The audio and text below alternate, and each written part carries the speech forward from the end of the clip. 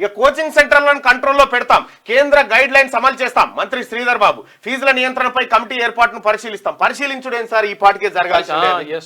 ఫీజుల నియంత్రణ వేలకు వేలు లక్షలకు లక్షలు ప్రైవేట్ కార్పొరేట్లు మొత్తం రక్తం తాగుతున్నాయి. చిన్న బడ్జెట్ స్కూల్ ఏమో వాళ్ళు ఉన్నదో లేదో ఫీజులు వేసి వాళ్ళు చేస్తా ఉంటాయి, కానీ ఈ కార్పొరేట్ వ్యవస్థనే అక్రమంగా వేల కోట్లు కొడతా ఉన్నారు.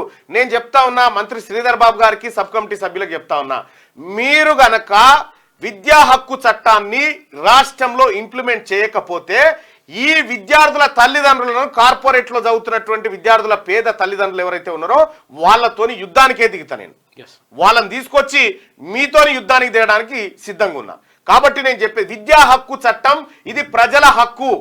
ఈ హక్కును 25% సీట్లు కార్పొరేట్ స్కూళ్ళల్లో పెడితే కార్పొరేట్ ఫ్రీ ఎడ్యుకేషన్ ఇప్పిస్తా అంటే ఎందుకు అమలు చేస్తలేరు? మనం ఎక్కడో కార్పొరేట్ తో లాలుచి పడుతున్నామని చెప్పి ప్రజలు అనుకుంటారు. కాబట్టి నేను చెప్పేది ఒకటే, ఈ విద్యా వ్యవస్థ ప్రక్షాళన కావాలంటే కార్పొరేట్ వ్యవస్థల్లో ఈ ఫీజుల నియంత్రణ పైన ఈ 1000% ఉండాలి. ఫీజుల నియంత్రణ కమిటీ ఏర్పాటును పరిశీలిస్తాం.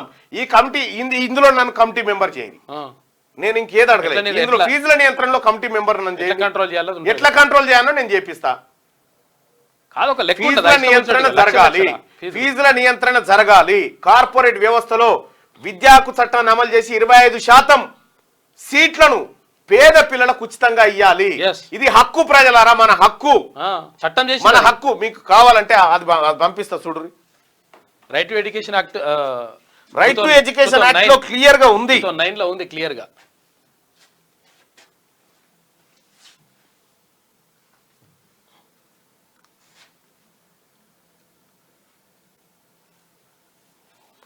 Education act, right to education act. అరే దాంట్లో రైట్ టు ఎడ్యుకేషన్ దాంట్లో వేసిన, గ్రూప్లో వేసిన ఒకసారి దేవా ఛానల్లో.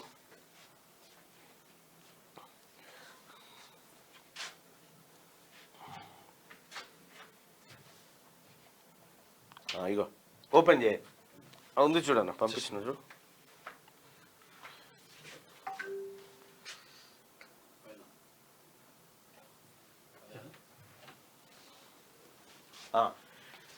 విద్యా హక్కు చట్టం కేంద్ర ప్రభుత్వం ఎవరైతే మీ పిల్లలు ప్రైవేట్ స్కూళ్ళల్లో, కార్పొరేట్ స్కూళ్ళల్లో చదువుతా ఉన్నారో, లక్షల ఫీజులు కడుతూ ఉన్నారో, ఓ తల్లిదండ్రులారా చూడండి, మీరు ఒక్కసారి చూడండి.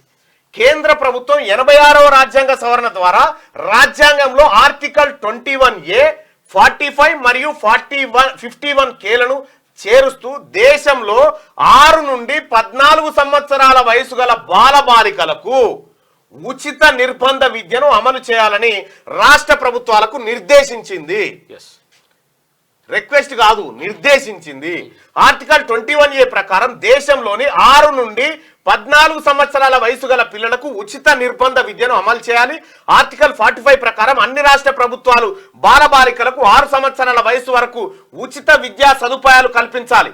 ఆర్టికల్ 51K ప్రకారం బాలబాలికల తల్లిదండ్రులు లేదా సంరక్షకులు వారి సంతానానికి 6 నుండి 14 సంవత్సరాల వయసు గల వారిని విద్యకు అందించే సదుపాయాలను ఏర్పాటు చేయాలి. తదనంతరం కేంద్ర ప్రభుత్వం 2009లో బాలలకు ఉచిత నిర్బంధ విద్యా హక్కు చట్టాన్ని ఏర్పాటు చేసింది. అదేవిధంగా ప్రైవేటు విద్యా సంస్థల్లో బాగినాలే, అదేవిధంగా ప్రైవేటు విద్యా సంస్థల్లో ఆర్థికంగా వెనుకబడిన బలహీన వర్గాలకు 25% రిజర్వేషన్లు కల్పించాలని నిర్దేశించింది. ప్రైవేటు స్కూళ్లలో కూడా 25% ఫ్రీగా ఇవ్వాలి సీట్లు. చట్టం చెప్పింది, ఇది భారత ప్రభుత్వ చట్టం.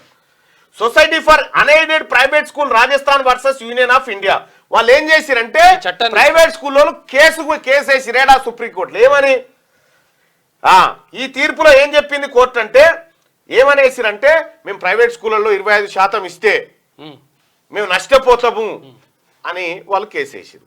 ఇక్కడ కోర్టు ఏం చెప్పిందంటే, తీర్పులో సుప్రీంకోర్టు ధర్మాసనం బాలబాలికల ఉచిత నిర్బంధ విద్యా హక్కు చట్టాన్ని ఆమోదించింది.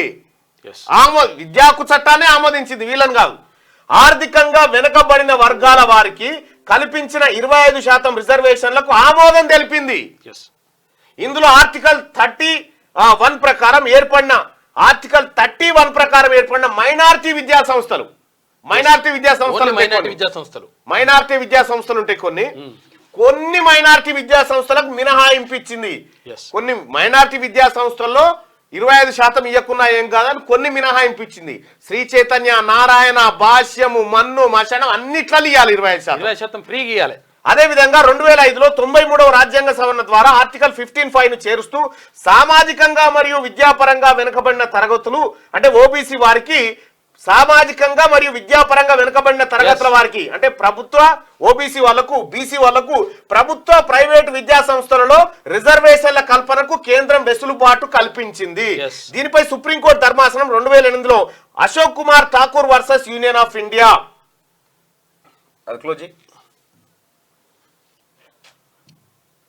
తీర్పులో కేంద్రీయ విద్యా సంస్థలలో ఓబీసీలకు 25% రిజర్వేషన్లకు ఆమోదం తెలుపుతూనే ప్రైవేటు విద్యా సంస్థలో రిజర్వేషన్ పై తేల్చలేదు. ఏది దాంట్లో ఇక సుప్రీంకోర్టు 5 జడ్జిలతో కూడిన ధర్మాసనము 2012లో Pratima Educational and Cultural Trust versus Union of India మధ్య జరిగిన కేసు విచారించి 2014లో తుది తీర్పు వెలువరిస్తూ 86వ రాజ్యాంగ సవరణ ద్వారా పొందుపరిచిన ఆర్టికల్ 21A మరియు 93వ రాజ్యాంగ సవరణ ద్వారా పొందుపరిచిన ఆర్టికల్ 15(5) ను ఆమోదిస్తూ ప్రభుత్వ ప్రైవేటు విద్యా సంస్థలలో కూడా షెడ్యూల్ కులాలు, షెడ్యూల్ తెగలు మరియు సామాజికంగా విద్యాపరంగా వెనుకబడిన ఓబీసీలు వారికి రిజర్వేషన్ల కల్పనకు ఆమోదించి అదే తీర్పులో ఆర్టికల్ 13(1) ప్రకారం ఏర్పడిన మైనార్టీ విద్యా సంస్థలకు మాత్రం మినహాయింపునిచ్చింది.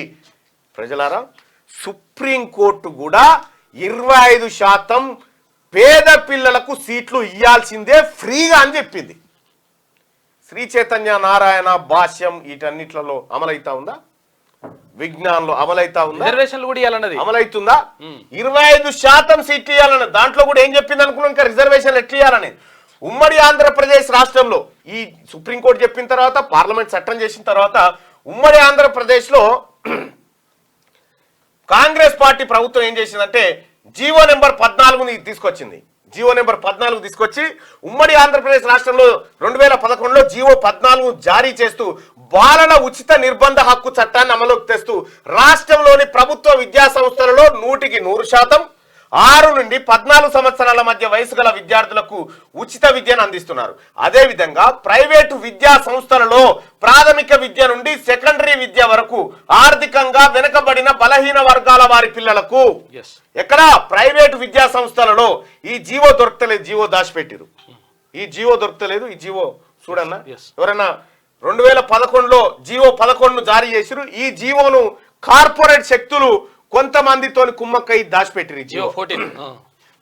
ఈ జీవో గనక నేను చెప్తా జర విద్యా సంస్థలో 100% ఇది ఇట్లుంటే ప్రైవేటు విద్యా సంస్థలో ప్రాథమిక విద్య నుండి సెకండరీ విద్య వరకు ఆర్థికంగా వెనుకబడిన బలహీన వర్గాల వారి పిల్లలకు 25% రిజర్వేషన్లు కల్పించారు. 25%. ఇందులో ఒకటేమో అనాథ పిల్లలు మరియు ఎయిడ్స్ బాధితుల పిల్లలకు 1%. ఇక 5% ఏమో షెడ్యూల్ కులాల వారికి, 10% ఏమో షెడ్యూల్ ఇది ఇందులో ఒకటి అనాథ పిల్లలు మరియు ఎయిడ్స్ బాధితుల పిల్లలకు 5% ఇవ్వాలి. అనాథ పిల్లలకు, ఎయిడ్స్ బాధితుల పిల్లలకు 5% ఫ్రీగా ఇవ్వాలి. షెడ్యూల్ కులాల వారికి, ఎస్సీ పిల్లలకు 10% సీట్లు ఇవ్వాలి ప్రైవేట్ కార్పొరేట్ దాంట్లో ఫ్రీగా. షెడ్యూల్ తెగల పిల్లలకు, ఎస్టీల పిల్లలకు 4% ఫ్రీగా ఇవ్వాలి. ఇక సామాజికంగా మరియు విద్యాపరంగా వెనుకబడిన తరగతులు, అగ్రకులాల నిరుపేదలకు, మైనార్టీలకు కలిపి 6% సీట్లు ఫ్రీగా ఇవ్వాలి. ఇస్తున్నారా? మీరు వాడి బొంగనే సార్ కొంచెం వీడికి వస్తారు నా దగ్గరికి చాలా మంది, సార్ గా శ్రీ చైతన్యకి చెప్పు సార్ కొద్దిగా ఫీజు తగ్గిమని, నారాయణకి చెప్తారంట. ఓ నారాయణ ఫ్రీగా వస్తుందిరా సీటు, నువ్వు పోయి అడగక నీకు తెలుస్తలేదంటే వాళ్ళు తీసుకుంటలేరు సార్, కడతలేరు సార్ అంటారు. నేను చూపిస్తాను. అందుకే మీకోసమే ఈ వాట్సాప్ ఛానల్ కూడా పెట్టినా సోదరులారా. వాట్సాప్ ఛానల్ పెట్టు. ఈ వాట్సాప్ ఛానల్లో మీ పిల్లలు ఎవరైతే ప్రైవేట్ స్కూళ్ళలో చదువుతా ఉన్నారో, మీ పిల్లలు ఎవరైతే కార్పొరేట్ స్కూళ్ళలో చదువుతా ఉన్నారో వాళ్ళ దాంట్లో ముక్కు పిండి నేను వసూలు చేసిస్తాను మీ పిల్లలకు ఫ్రీ చదువు. ఆ వాట్సాప్ ఛానల్లో చేరు, ఎప్పటికప్పుడు మీకు సమాచారాన్ని అందిస్తూనే ఉంటా. ఇక్కడ తెలంగాణ రాష్ట్రంలో ప్రభుత్వ ప్రైవేట్ పాఠశాలలు ఎన్ని ఉన్నాయి? 41,337 పాఠశాలలు ఉన్నాయి. ఇందులో ప్రభుత్వ పాఠశాలలు 70%, ప్రైవేట్ పాఠశాలలే 35% నడుస్తున్నాయి. వీటిలో విద్యార్థుల అడ్మిషన్లు ప్రభుత్వ పాఠశాలలతో పోలిస్తే ప్రైవేట్ పాఠశాలలో 52% అధికంగా ఉంది.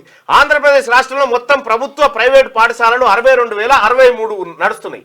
2 రాష్ట్రాల్లో కూడా ప్రభుత్వ ప్రైవేట్ విద్యా సంస్థల్లో చదువుతున్న విద్యార్థుల సంఖ్య ఇంచుమించు సమానంగా ఉంటుంది. ప్రైవేట్ విద్యా సంస్థల్లో ఆర్థికంగా ప్రభుత్వం ఆర్థికంగా వెనుకబడిన వర్గాలకు ఇగో ప్రైవేటు విద్యా సంస్థల్లో ప్రభుత్వం ఆర్థికంగా వెనుకబడిన వర్గాలకు కల్పిస్తున్న 25% రిజర్వేషన్లు అమలు కావడం లేదని అనేక ఆరోపణలు ఉన్నవి. మీకు అవగాహన ఉంటేనే అమలు, మీకు అవగాహన లేదు. రిజర్వేషన్ల అమలు పర్యవేక్షణ సరైన అధికార యంత్రాంగం లేకపోవడం విచారకరం. నిరుపేద ప్రజలకు కూడా పై రిజర్వేషన్లపై సరైన అవగాహన లేదు. ఒకవైపు దినదినం ప్రభుత్వ పాఠశాలల తగ్గుతుంది, ప్రైవేట్ సంఖ్య పెరుగుతుంది. తల్లిదండ్రులారా, విద్యా హక్కు చట్టం ప్రకారం మీకు మీ పిల్లలకు 25% సీట్లు ఫ్రీ వస్తాయి.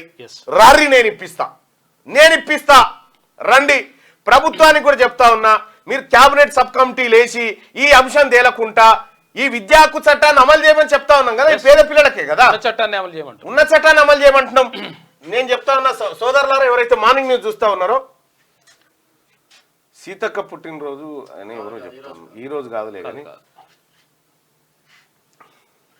ఇక విద్యా హక్కు చట్టం గురించి, రైట్ టు ఎడ్యుకేషన్, ఇది వాట్సాప్. ఈ వాట్సాప్ గ్రూప్ లో చేరండి మిత్రులారా. ఎవరైతే మీ పిల్లలు చదువుతా ఉన్నారో, నేను ఏదో ఒక రోజు బాంబు పేలుస్తా.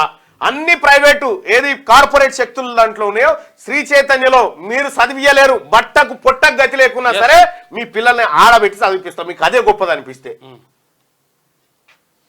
ట్రింటీ స్కూల్ అన్న చౌటుప్పల్ చాలా ఉన్నాయి ఇట్లా పెద్ద పెద్ద కార్పొరేట్ స్కూల్స్ కాలేజెస్.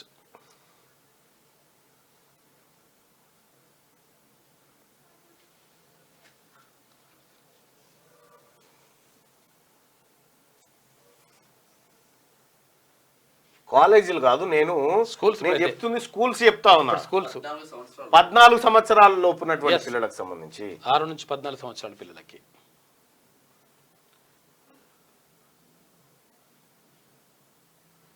కాకపోతే ఫీజుల నియంత్రణ మాత్రం 100% ఉండాలి. ఫీజుల నియంత్రణ లేకపోతే చాలా ప్రాబ్లం అవుతుంది. ఇంజనీరింగ్ కాలేజీలలో కూడా ఉండాలి, మెడికల్ కాలేజీలలో ఉండాలి. నేను అందుకే చెప్తా ఉన్నా, ఆ విద్య ఏదైతే మీరు కమిటీ ఫీజుల నియంత్రణ కోసం కమిటీ వేద్దాం అనుకుంటారో అది మాకు ఇవ్వండి సార్, నాకు ఇవ్వండి. నేను చెప్తా ఉన్నా, మా పేద పిల్లలు చదువుకుంటున్నారా, దాన్ని బాగు చేసుకోవాల్సిన బాధ్యత మాది ఉంది. అన్ని స్కూల్లో పని చేయొచ్చబ్బా. ఇగో నారాయణ, చందానగర్ ఏ స్కూళ్ళలో అడ్డగోలుగా దోసుకుంటా ఉన్నారో ఆల్ ఫోర్స్ అట. Birla open mind international school, Trinity, అన్నిట్లలో నేను చెప్తా ఉన్నా కదా, అన్నిట్లలో ఒక ఏది మైనారిటీ స్కూళ్ళల్లో కాకుండా అన్నిట్లలో, అన్ని ప్రైవేట్ కార్పొరేట్లలో మీ పిల్లలకు 25% ఫ్రీ ఎడ్యుకేషన్ వస్తుంది. ఇది హక్కు. ఇప్పుడు ఇదేంటంటే రాజకీయ నాయకులు, రాజకీయ పార్టీలు ఆ పెద్ద పెద్ద స్కూళ్ళతోని కొల్లుడైపోయి పైసలు తీసుకొని ఈ జీవో దొరకలేదు. 2011లో తీసిన జీవో నెంబర్ 14 దొరకలేదు ఇప్పటికీ. అది ఎక్కడుందో జర మెల్లగా తీయాలి. ఇగో ఇంత మంచి చట్టం ఉంటే దీన్ని మనం ఇంప్లిమెంట్ చేసుకోకపోతే ఇంకా ఏం చేస్తాం మనం? దీన్ని ఖచ్చితంగా ఇంప్లిమెంట్ చేయాల్సిందే. కోచింగ్ సెంటర్లను కంట్రోల్లో పెడతామని చెప్తా ఉన్నారు. కోచింగ్ సెంటర్లను కంట్రోల్ పెట్టుడు కాదు, ఇంకోటి కాదు. మీరు ఆ కమిటీలో నాకు ప్లేస్ ఇవ్వండి. విద్యా హక్కు చట్టానికి ఏది ఫీజుల నియంత్రణపై కమిటీ ఏర్పాటును పరిశీలిస్తామన్నారు. అందులో నాకు ప్లేస్ ఇవ్వండి. మేడిగడ్డపై ఎన్డీఎస్సీ నివేదిక తెప్పించండి, వానాకాలంలో అవసరమైన టెస్టులు చేయించండి అని చెప్పేసి మంత్రి ఉత్తమ్ కుమార్ రెడ్డి అంటుండు. ఆ వివరాలు ఎన్డీఎస్సీకి ఇవ్వండి. సమ్మక్క సాగర్ ప్రాజెక్టుపై ఛత్తీస్గఢ్లో ఒప్పందం చేసుకోవాలి. ఇక ఇరిగేషన్ ఆఫీసర్లతో మంత్రి ఉత్తమ్ సమీక్ష నిర్వహించిండు. రైట్. ఇప్పుడు ప్రైవేట్ స్కూళ్లలో చదివిపిస్తే ప్రైవేట్ స్కూళ్ళలో పుణ్యాన్ని కాదు, కేంద్ర ప్రభుత్వం నిధులు ఇస్తుంది. వీళ్ళ పిల్లల ఫీజుల కోసం కేంద్ర ప్రభుత్వం నిధులు ఇస్తుంది, మ్యాచింగ్ గ్రాంట్. ఆ పైసల్ని మనం ఈ ప్రైవేట్ స్కూళ్ళకి ఇవ్వచ్చు. ఈ చిన్న బడ్జెట్ స్కూల్ ఏవైతే ఉన్నాయో మీకేం ఇబ్బంది కాదు, కేంద్ర ప్రభుత్వం పైసలు ఇచ్చేటి అవి. దీని వల్ల విద్యా హక్కు చట్టం అమలు చేస్తే ఎక్కువ నష్టపోయేది శ్రీ చైతన్య నారాయణలే. క్యూ న్యూస్ ఛానల్లో పనిచేయటకు అనుభవం గల సీనియర్ డిజిటల్ మార్కెటింగ్ వారు కావాలను సంప్రదించవలసిన నెంబర్ 8688926084. qnewsads@gmail.com ను సంప్రదించండి. లైక్ చేయండి,